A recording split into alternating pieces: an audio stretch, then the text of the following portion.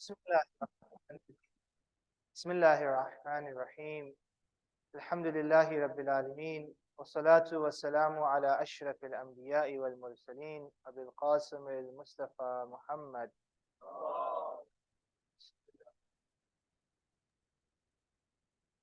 وعلى أهل بيته الطيبين الطاهرين المعصومين المظلومين الذين أذهب الله عنهم الرجس وطهرهم تطهيرا.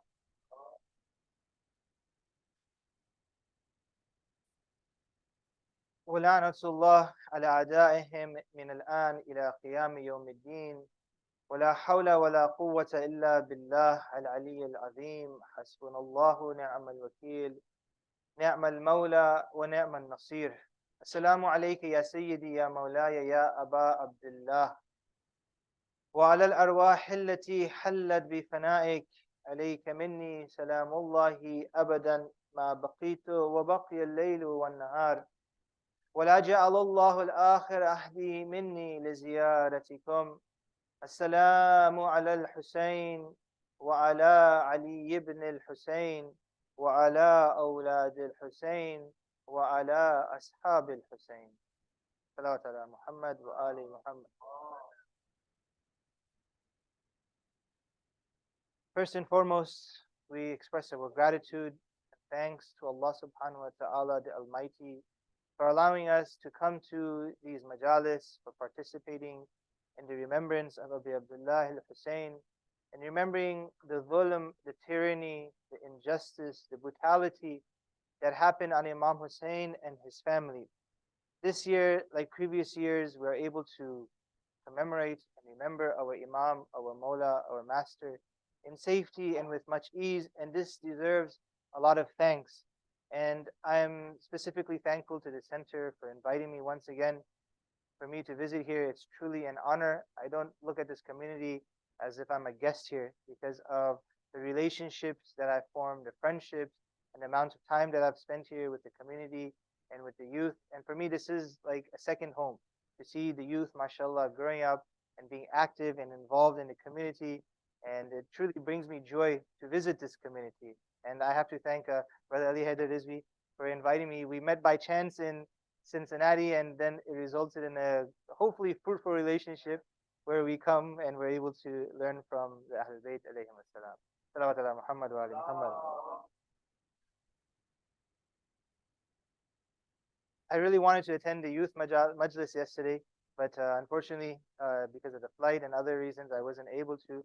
But it made me really happy that, mashallah, the youth are getting involved. The youth are participating in programs and they're taking the lead. And this is the most important investment that we have in our lives.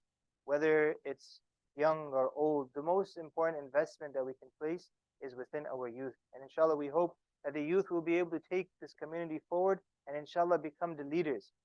In tonight's lecture, I want to address specifically the youth. And the reason is because the youth are a very crucial part of our community. And a lot of times they're a neglected segment of our society. One of the radical changes that Islam brought, that Prophet sallallahu alaihi wasallam that he brought,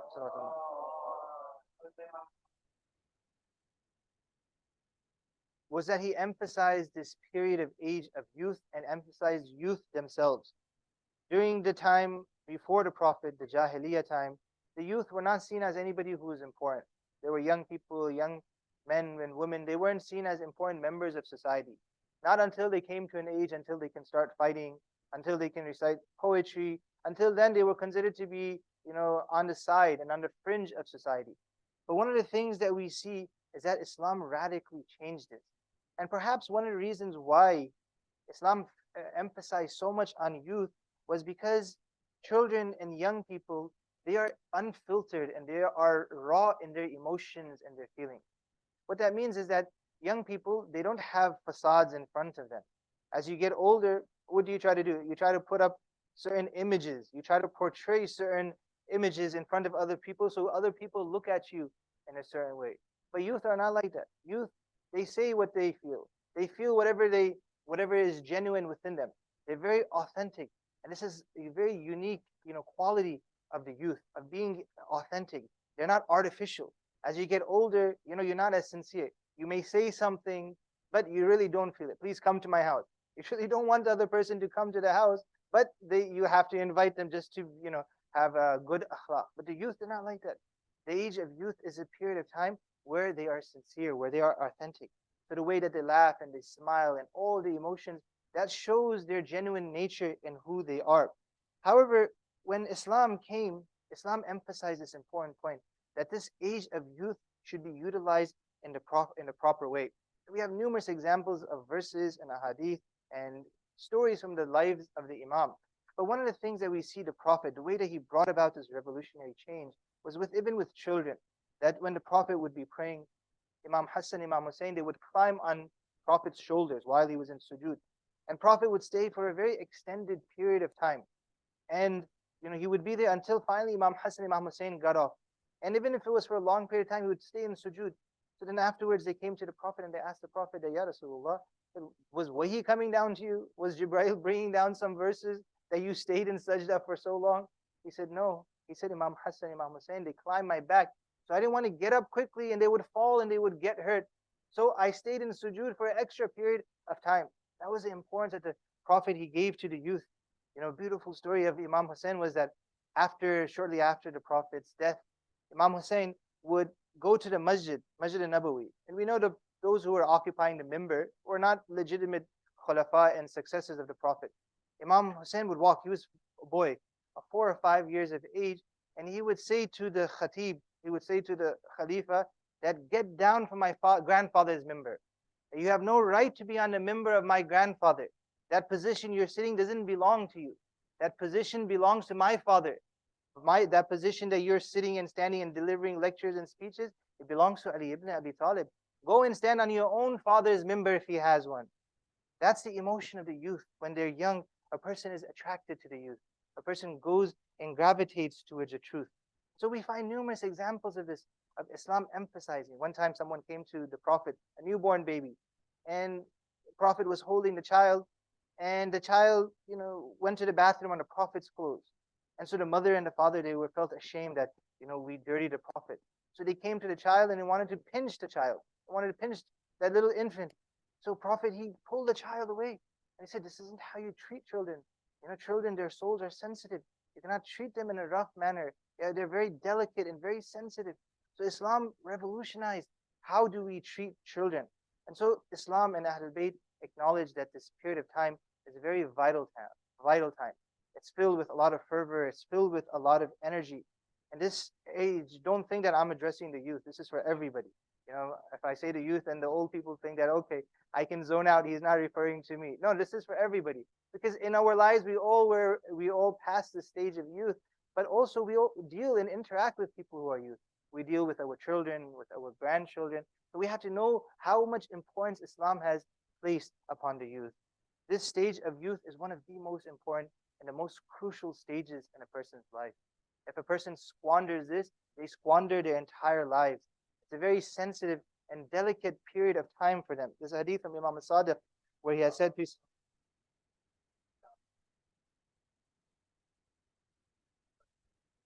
where he emphasized the trajectory of your life, the course of your life is dependent upon how you spend your youth.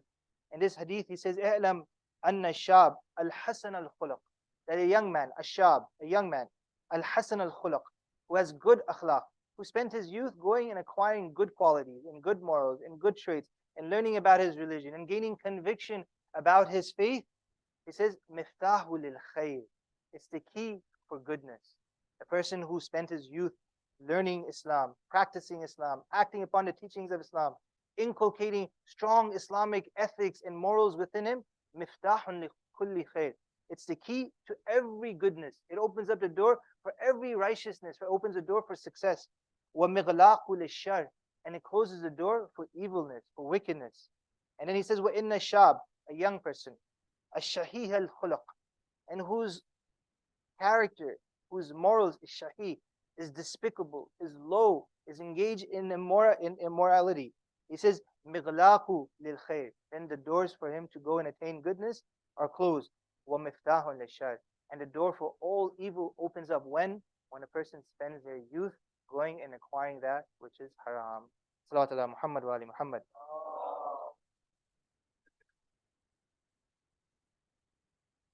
What time do I have to? I know we started a little bit late. I know tomorrow is a working day, so I don't want to. 9:20. Okay, inshallah. One more salawat ala Muhammad wa ali Muhammad.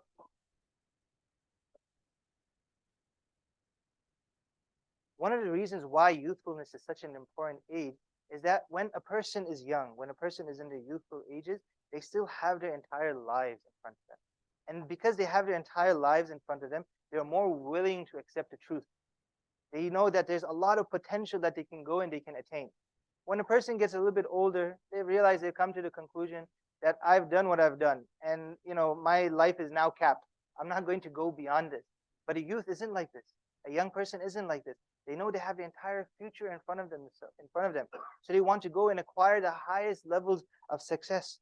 And so when a person is at a youthful age and they're exposed to the truth, their heart gravitates to it. They accept the truth. And when they accept the truth, they're willing to act upon the truth. And this is what we find in the message of the Prophet, that some of the earliest people who accepted Islam were those people who were young. One of the most difficult groups of people to deal with, and no offense to anybody, but one of the most difficult and challenging groups of people the Prophet dealt with were those people who were old, those people who were set in their ways. They didn't want to make a change in their life. But a young person wants to learn. A young person wants to go and achieve the maximum amount of success. And so when the Prophet came and started preaching Islam, they came and they gravitated towards the Prophet. Imam Asada, he emphasizes that when a person is he emphasized this segment of youth by saying, Alayka bil ahdath. He says to the entire community that focus on the youth. Especially the youth, you have to focus on that period of time, which when you're young. فَإِنَّهَا أَسْرَعُ إِلَى الْخَيْرِ فَإِنَّهُمْ أَسْرَعُ إِلَى الْخَيْرِ. Because at the time of youth, they are more likely to go towards the truth and to act upon goodness. Right now in our society, all eyes are on the youth. The politicians, the leaders, the teachers, companies, they're all looking at the youth to see what direction that they're going. There's a very large market research firm called Mintel, and they publish data and reports and different trends in society. And the publications that they give out are used by Facebook and Google, right? And so in one of its recent reports, it talks about young people, and talks about the trends that are forming within them.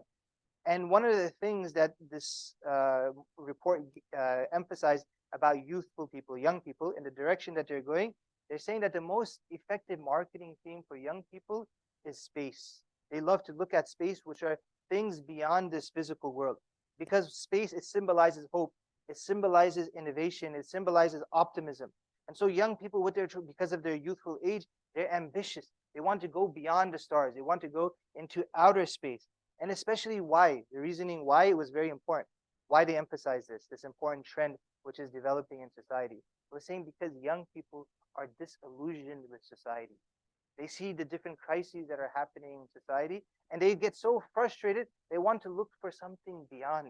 And so what happens? They're looking for things beyond this earth. They're looking for things which are impractical. They're looking for things which are far away.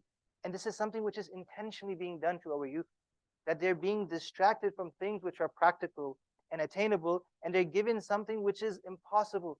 And so we see, like, for example, things like virtual reality and multiverse, the emphasis that's happening on these things. Why? To get youth distracted, to not focus on their lives, but to think about those ideas that are far away and never attainable. Salawat ala Muhammad wa ali Muhammad.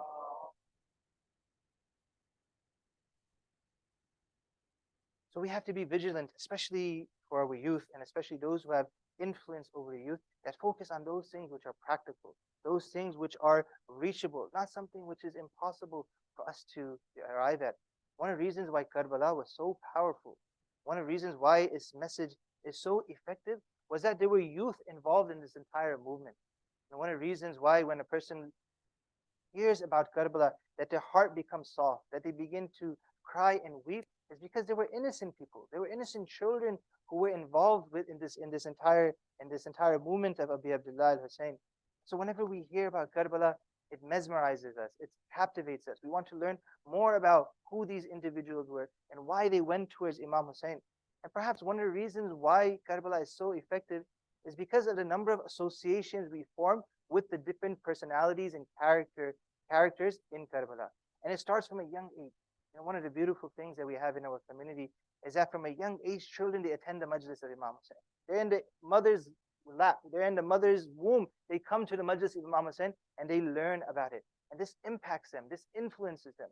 As they grow a little bit older, they learn about Ali Asghar, they learn about Aun and Muhammad and Qasim. As they get a little bit older, they learn about Ali Akbar. For the ladies, they learn about Sakina, they learn about Atika and Hamida, the daughters of Muslim ibn Aqil, and of course they learn about Lady Zainab salamullahi alayha. And so what happens? That message of Karbala, it becomes more effective for them. They form bonds. In psychology, they say the more tags that are associated with an idea, the better, the more it becomes a part of you. Whereas if you hear something which you have no connection to, no association with, what happens is that you forget about it. So the youth of Karbala make Karbala so effective and so powerful. It's what makes this message so impactful, because these youth who joined Imam Hussein, they were the most pure of people. They sacrificed everything in their lives for what? For serving Islam, for reaching the highest goal. If a person in their youthful age, they can decide on what is the truth and believe in the truth and come to conviction of the truth, then they are able to be successful in their lives. But if they squander their youth, if they waste their youth, then their entire lives are going to go towards a failure. Salawatullah Muhammad wa ali Muhammad.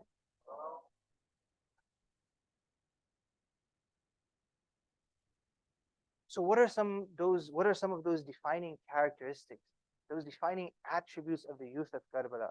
Because when we come to Karbala, we want to change. We want to become Hussaini. We want to become like Qasim and Ali Akbar. What attributes that they have in their lives that we can inshallah try to inculcate in our lives? The first attribute that they had was that in their lives they were ambitious. They wanted to reach the maximum success. They wanted to reach the highest peak and pinnacle of success. And this is something which youth want to do. They don't want to settle for something which is mediocre. They want to be the absolute best. They want to go and aim for the highest, forms of success. They want to be the best doctor, the best engineer, the best lawyer. They want to be the best basketball player, right? Whatever it is that they do, they want to be the best at. They want to be known and they want to be popular. They want to be the best, for example, TikToker or the best video gamer, whatever the case may be. They always want to reach the best. And this is an important feature that we find in the youth, is that they always want to be the absolute best. And we as parents, we as individuals who are interacting with youth, we have to make sure we channel this in the right way. What stands out in the youth of Karbala is this, is that in their lives, they reach the absolute highest goal which is possible. What is the absolute highest goal a person can achieve in their life? It is none other than Allah subhanahu wa ta'ala. This entire movement of Karbala, from the beginning to the end, it was about nothing other than Tawheed. It was about nothing other than submitting to Allah subhanahu wa ta'ala. When we say our kalima, La ilaha illallah, it begins first part, La ilaha, it begins with negation. And it ends with tathbeet. By saying illallah, we acknowledge that Allah subhanahu wa ta'ala is Allah, is our creator. And its entire movement started like this. Why? Because in the beginning of Karbala, how did it start? It started by Imam Hussain going, rejecting the allegiance that was forced from him. It initiated by him rejecting and saying that, no, I'm not going to give my allegiance. And this is exactly what La ilaha means. The rejection of all superpower, illallah, except Allah subhanahu wa ta'ala. And the end of Karbala was the same thing. Illallah. Imam Hussain is in those final moments. Ridan bi qada'ik wa tasliman. That, oh Allah, if this is what you have decided for me, then I submit to your command. This is what the entirety of Karbala was about. It's about nothing other than Allah subhanahu wa ta'ala. And this is what the youth wanted. The youth, they wanted Allah subhanahu wa ta'ala. Now this doesn't mean that I shouldn't attain other things. It doesn't mean that I shouldn't become educated. I shouldn't go to a top university. No, all of these things, they have a vertical relationship with Allah subhanahu wa ta'ala. I go to a good university so I can serve Allah subhanahu wa ta'ala better. I go and I get a good occupation so I can help others and those who are in need and further the cause of Allah subhanahu wa ta'ala. All of these things, they lead to Allah subhanahu wa ta'ala. The problem and the challenge that we have is that all of these goals and successes that we want to attain, these are horizontal relationship with Allah subhanahu wa ta'ala. Which means what? Which means, yes, we want to worship Allah subhanahu wa ta'ala, but at the end of the day, we also want to, become a doctor and a lawyer and an engineer. We don't use these things to get to Allah subhanahu wa ta'ala.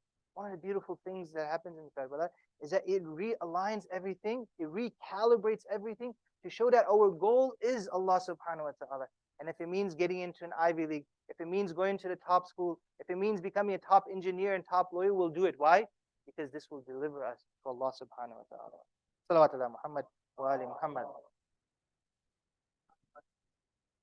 Please say one more salawat ala Muhammad wa ali Muhammad.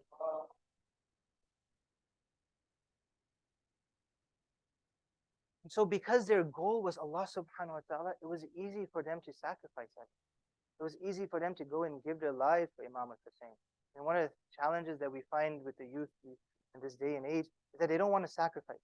They don't want to sacrifice their time, and they definitely don't want to sacrifice their money in terms of generosity and donating to the center. Why? Because their attachment is not to Allah subhanahu wa ta'ala. Their attachment is to the worldly things.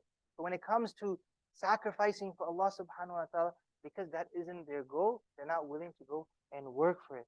When Imam Hussain was moving from Makkah to Karbala, he stopped at this place. And at this place, he took a little nap and he closed his eyes. When he woke up, Imam began to say, Inna lillahi wa inna ilayhi raji'un. That indeed we belong to Allah and indeed we're returning back to Allah subhanahu wa ta'ala. He said that 2 or 3 times. And Ali Akbar, this young child of Imam Hussain in his 20s, asked him, Mimma hamatta lillah, Mimma hamatallah, why did you do the hamd of Allah subhanahu wa ta'ala? Why did you recite this verse of istirja? So Imam Hussain tells him that this caravan is moving, and as this caravan is moving in a certain direction, I can see as if death and hardships and calamities is moving behind this caravan. That this journey that we're undertaking, it's filled with bala, it's filled with musibah. Look at the youth, look at the answer of a youth, of a young man. He says, Ya abata, alasna ala al-haq. Are we not on the truth? Isn't this path going to take us to Allah subhanahu wa ta'ala? He says, Bala, of course, this path is the path of shahada, the path to Allah subhanahu wa ta'ala. Then Ali Akbar, what does he say? إِذِنْ لَا نُبَالِي أَوْقَعْنَا عَلَى الْمَوْتِ أَوْ وَقَعَ الْمَوْتِ عَلَيْنَا. Say, then it doesn't matter. It doesn't matter if we go towards death or if death comes towards us, as long as we're going towards the truth. Salawat ala Muhammad wa ali Muhammad. This is really important to put this priority within ourselves and within our children. That our priority is religion. Our priority is Islam. Our priority is serving Allah subhanahu wa ta'ala. And this is unfortunately, sometimes, parents, they make mistakes here. They say that we want our children to be pious and practicing. But when the time comes in the practical world, what do? They give more importance and more emphasis to the child's education. There's a saying, they say Harvard versus heaven. Most of the parents, they say we want our children to go to heaven, but they work in their lives as if they want their child to go into Harvard. And we see this happening again and again, year after year when it comes to Muharram and Majalis and other programs, when there's an exam the next day and there's a majlis and the child says that tomorrow I have an exam. Okay, you stay home. You don't have to come to the majlis. What does this do? This shows the child the priority is school. The priority is the world over the religion, over attending the majlis of Imam Hussain. Of course, we have those types of clashes, but we have to make sure the priority is given to our religion. When we were kids, we had exams, we had other things. The parents are saying, no, you absolutely have to come to the center and attend the majlis of Imam Hussain. If you need to study, go into one of the rooms and study for your exam. Or sit in the car and turn the light on and sit and study over there. You cannot miss the majlis of Imam Hussain. You have to come there, you have to cry. Right? And so we have to make sure that we put the right priorities in our children. When it comes to Ramadan, so many times parents, they call me, where my child is fasting, they have a big exam tomorrow. Can we miss this fast? Can we skip the fast and afterwards make it up? No, absolutely not. We cannot do that. When we do that, we don't realize that we're making a big mistake. We're not giving the correct priorities to our children. When the religion and when the world, when they clash, what are we giving priority to? We're giving priority to the world. We have to go, we have to motivate them and encourage them. We have numerous examples of, top, athletes who go and they play sports. When I was growing up, I used to watch Hakeem Olajuwon, The Dream. I don't know if people remember it. Maybe I'm too old school, but we used to watch him on the Houston Rockets. And in the month of Ramadan, he used to play so intensely that in that month he was called, the NBA Player of the Month because he used to play so good. Even Kyrie Irving, which I don't know why you guys let him go, but in any case, that's another story. But when he was performing so well and he was playing these amazing games, they asked him why. He says, because of this journey to God that I'm able to perform so well. So we have to bring these type of examples so that our children, they realize that there's no contradiction between the dunya and the akhir, between religion and between attending the center and volunteering here. Salawatullah Muhammad wa ali Muhammad.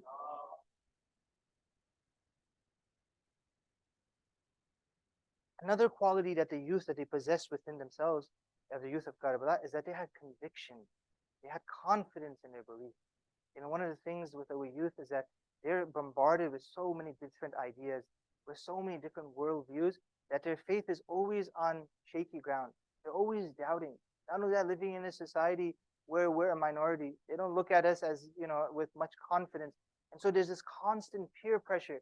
We're constantly in a state of defense of why we are Muslims, of why our names are different, of why we do certain things, of why we wear black, of why we're under this constant pressure. And so what happens? This unfortunately creates a lack of conviction. A person who's in their youthful age, they should go and try to get conviction in their religion by studying, by reading, by asking questions. MashaAllah, sometimes when I sit with the youth, the questions are sometimes so spectacular that even the parents don't even ask me such questions. And the reason is because they want to arrive at the truth. They want to reach the truth. One of the challenges that young people have in this society is that they're very much conscious of their image. They care what other people think. So young people, they make sure that they have the proper style, that they look nice, that they don't look awkward, right? And those things are important. We should be socially aware of ourselves and how we're portraying ourselves to other people. But when it comes to our beliefs, when it comes to our ideology, we shouldn't shake it, not even one bit. And this is what we find in the youth of Karbala. The youth of Karbala, not even for a moment, their beliefs were weakened or were they shaken. The amount of propaganda that happened against Imam Hussain, that they never even for a moment decided to leave Imam Hussain. So many delegations would come to Imam Hussain in Makkah and tell the Imam that, oh Imam, don't fight against Yazid. Yazid is powerful. Yazid is armed to the teeth. He has hatred against you, your family. He's going to destroy you. But the youth who were there, they were listening. They didn't get affected by these words. Why? Because they knew that this was the truth. When Muslim Ibn Aqil was killed, and the reports came to Imam Hussain, many elders, many senior people who were with Imam Hussain, they left Imam. But the youth, they didn't.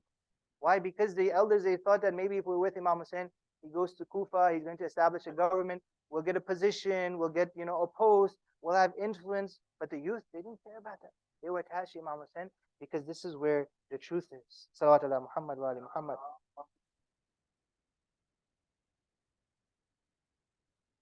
On the night of Ashura, Imam gathers all of his companions.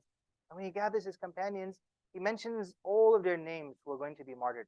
He mentions all of the shuhada. And so this young boy, Qasim, he's looking at him. And he comes to the Imam and he says to his uncle, he says to Imam, that my uncle, you've mentioned everyone's name, but you haven't mentioned my name. Will I also be among the list of shuhada? So the Imam doesn't reply to him directly. He says, Kayf al-maut andak? How do you see that? Look at the answer of a young man, 12, 13 years of age. He says to him, Ya amma ahla min al-asl. Death in the way of Allah is sweeter than honey. This is the answer of a youth of Karbala. Somebody who had conviction, somebody who had confidence in their beliefs.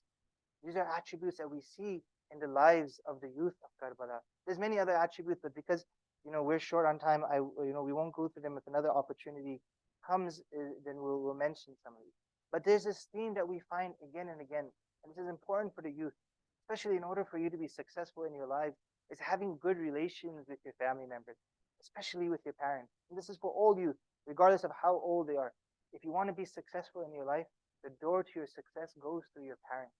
By you not respecting your parents, and by you not being kind to your parents, and not showing affection to your parents, this opens up the door for you to lose in life. If you want to be successful in whatever you do, you want to be successful in your marriage, you want to be successful in your occupation, whatever you want to achieve and attain in life, it goes through your parents. And this is what we find in the youth of Karbala. They're constantly going to their parents.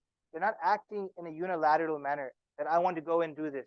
No, they're constantly in a state of concern for their parents. That what can I do? So many of Imam Hussein's children, so many times they would come to him and say, Ya Abata, what can I do for you?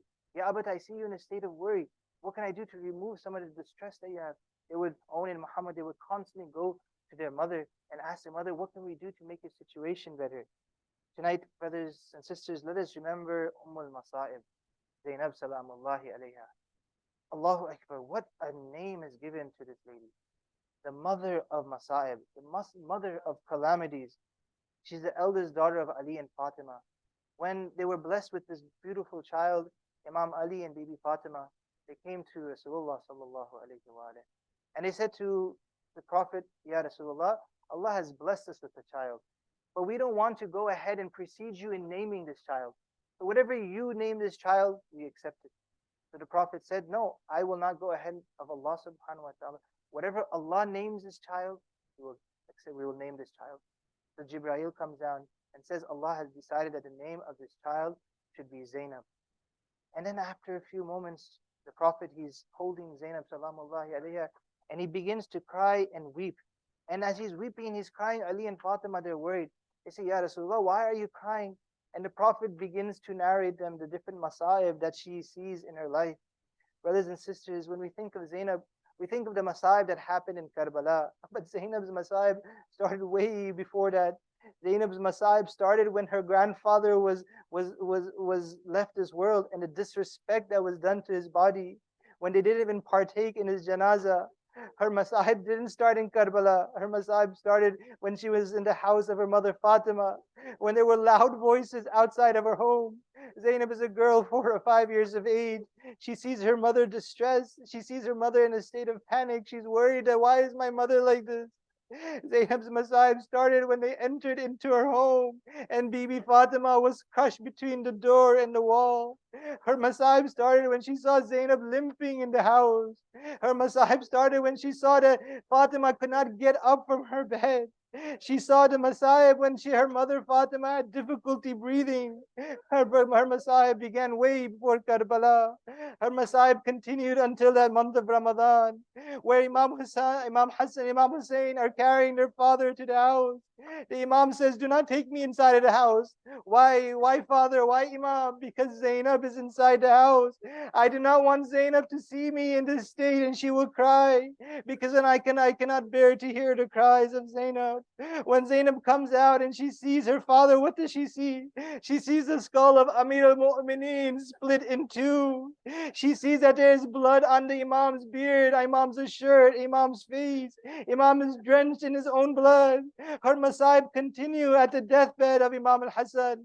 Imam Hassan is given a poison where Imam is coughing up chunks of his internal organs. One by one, she sees his masa'ib.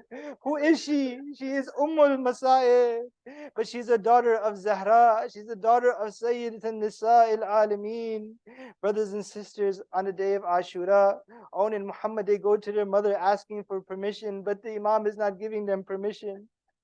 They said that we went to the Imam and he's refusing. Zainab calls her brother Abbas. Abbas, go and call my brother. Imam Hussain comes to Zainab. When he comes to her tent, Zainab asks the Imam, oh, my brother, you are not giving my children to fight. Imam replies that maybe their father Abdullah ibn Jafar is not pleased with them. But how prepared Zainab came to Karbala. She said, no, I already got the permission from my husband that if a fight happens, if their enemies come and attack the Ahlul Bayt, that I will give my 2 children. Imam says they're too young to fight. She pleads with them again and again, and finally Imam, he agrees. These 2 boys, they go into the battlefield, but they're so young, they're so small, there's no armor to cover their bodies. They could not get onto the horses by themselves. Imam comes and takes one horse and puts on the horse. The Abbas comes and puts Muhammad on the other horse. The boys, they bid farewell to their mother. But what does Zainab say before they go? She says to them, my boys, make me proud, allow me to lift my head in honor. You're going towards the enemies. I know you are thirsty, I know you are hungry, but do not go near the water, because know that your Imam is more thirsty. Know that Ali Asghar is more thirsty. If you go to the water, you will embarrass me in front of my parents. Aun and Muhammad, they go and they fight against the enemies of Allah. As they're fighting against the enemies, Aun tells Muhammad that come behind me. Muhammad says, Aun, they're firing spears, come behind me. An enemy comes and hits Muhammad. Muhammad falls on the ground. He calls out to Aun, come to my assistance. Both Aun and Muhammad are killed. Whenever a martyr's body was brought back to the camp, Zainab was at the forefront, telling telling the children to be patient. But where is Zainab when the bodies of Own and Muhammad are brought back? Zainab is in the tent with her hands raised in the sky. Rabbana taqabbal minna hadha al-qurban. Oh Allah, accept the sacrifice from me. When the children come and give condolences to Zainab, she said, I will not accept your condolences until my Imam Hussain is alive. I will not accept anyone's condolences. When the heads of all of the shuhada were given back, when the bodies were given back, all of the mothers went to their children, but there were the head of two boys remaining. Someone came and asked, do these children, do they not have a mother? Do they not have anybody to collect their bodies? No, Zainab doesn't come forward to collect the bodies of Own and Muhammad because she said that I will only cry for Imam Hussain. Zainab would cry for all of the shuhada, for Abbas and Ali Akbar, for Qasim and Ali Asghar, but she would not cry for Own and Muhammad. She would say, Wa Husayna, Wa Abbasa, Wa Aliya, Wa Qasima. ألا لعنة الله على قوم الظالمين وسيعلم الذين ظلموا أي منقلب ينقلبون إنا لله وإنا إليه راجعون. Martin Hussein.